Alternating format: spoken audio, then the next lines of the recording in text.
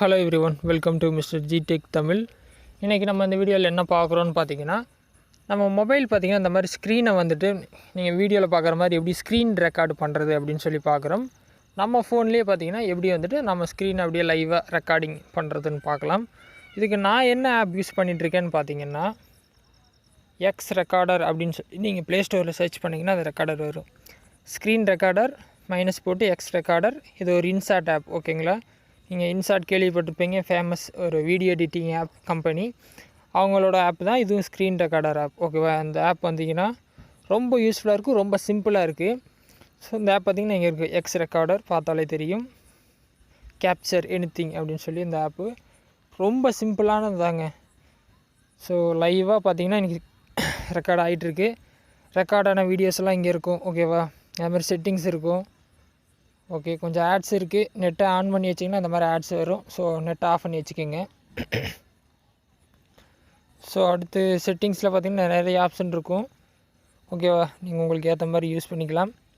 இதில் மெயினாக எந்த ஆப்ஷன் யூஸ் பண்ணிக்கலான்னு பார்த்தீங்கன்னா, கீழே கண்ட்ரோல் செட்டிங்ஸில் கீழே பார்த்தீங்கன்னா ஹைட் ஃப்ளோட்டிங் பால் டியூரிங் ரெக்கார்டிங் அப்படின்னு சொல்லி ஒரு ஆப்ஷன் கொடுத்துருப்பாங்க. இந்த ஆப்ஷனை நீங்கள் ஆன் பண்ணால் என்ன ஆகுன்னு சொல்லிடுறேன். இப்போ நான் ஸ்க்ரீனில் பார்த்தாலே தெரியும், இந்த ஆப்போட ஐக்கான் பார்த்தாலே தெரியும், டைமர் ஓடிட்டுருக்கு. இப்போ ரெக்கார்ட் ஆகிறது 1:30. ஸோ அதை நான் கையில் மூவ் பண்ணிகிட்ருக்கேன். இந்த டைமிங் காட்டுது இல்லையா, இந்த ஐக்கானுமே உங்கள் ஸ்க்ரீனில் வந்து டிஸ்டர்பன்ஸாக இருக்கக்கூடாதுன்னு நினச்சிங்கன்னா ஹைட் ஃப்ளோட்டிங் பால் டியூரிங் ரெக்கார்டிங் கொடுத்துட்டிங்கன்னா அது ஹைட் ஆயிரும். நெக்ஸ்ட் டைம் வந்துட்டு நான் ரெக்கார்ட் பண்ணும்போது இந்த ஐக்கானே எனக்கு வராது. ப்ளஸ் பார்த்தீங்கன்னா இந்த ஐக்கான் வந்து சில நேரங்கள் யூஸ்ஃபுல்லாக இருக்கும். இது எப்போ யூஸ் பண்ணலான்னு பார்த்தீங்கன்னா, ஏதாவது ஸ்க்ரீனில் வந்து நீங்கள் வரைஞ்சி காட்டணும் அப்படின்னா அந்த ஐக்கானை தொட்டுட்டு பென்சில் இருக்கும், ப்ரஷ்ஷை தொட்டு நீங்கள் அதை எழுதி காட்டிக்கலாம். ஓகேவா, அந்த மாதிரி யூஸ் பண்ணும்போது இந்த ஐக்கான் வந்து உங்கள் யூஸ் பண்ணிக்கலாம். ஓகேவா, அப்படி இல்லை அப்படிங்கிறத பட்சத்தில் இதை வந்து நீங்கள் ஆஃப் பண்ணி வச்சுக்கலாம். நான் நார்மலாக அந்த மாதிரி பண்ணாதனால நான் ஆஃபில் வச்சுப்பேன். நீங்கள் இந்த மாதிரி இந்த ப்ரஷ் வச்சு ஏதோ ஸ்க்ரீனில் எழுதணும் அப்படின்னு சொன்னீங்கன்னா அதை நீங்கள் ஆன் பண்ணி வச்சுக்கலாம். ஓகேவா, இப்படி எழுதிட்டு கீழே பார்த்தீங்கன்னா நிறைய ஆப்ஷன் இருக்கும். அதுலேயே பார்த்தீங்கன்னா கலர் சேஞ்ச் பண்ணிக்கலாம், எரேஸ் பண்ணிக்கலாம், அன்டூ பண்ணலாம், எல்லாமே இருக்குது. சரியா, ஸோ யூஸ் பண்ணி பாருங்கள். இது ஒரு பென்சில் ஆப்ஷன் இருக்குது. ஓகே, அப்படியே வந்துட்டு ரெக்கார்டிங் வந்து பாஸ் பண்ணிக்கலாம், ஸ்டாப் பண்ணிக்கலாம், ரெண்டு ஆப்ஷனுமே இருக்குது. ஓகே, மேலே பார்த்தாலே தெரியும், பாஸ்ன்னு இருக்குது, ஸ்டாப்னு இருக்குது. ஸ்டாப் கொடுத்தா ரெக்கார்டிங் அப்படியே ஸ்டாப் ஆயிரும்.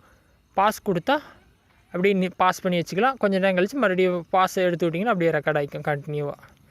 இதில் பார்த்திங்கன்னா டூல்ஸ் என்னென்ன இருக்குதுன்னு பார்த்தீங்கன்னா, ஸ்க்ரீன்ஷாட் இருக்குது, கேமரா இருக்குது, ப்ரஷ் இருக்குது, ஆடியோ செட்டிங்ஸ் பார்த்திங்கன்னா மைக்ரோஃபோனு, அதேமாதிரி ஓரியன்டேஷன் போர்ட்ரைட்டாக வேணுமா இல்லை லேண்ட்ஸ்கேப் வேணுமான்னு செட் பண்ணிக்கலாம். ஓகேவா, ஃப்ளோட்டிங் பாலில் இருக்கிற ஆப்ஷன் நீங்கள் அட்ஜஸ்ட் பண்ணுறதுனால பண்ணிக்கலாம், எல்லா ஆப்ஷனுமே இருக்குது.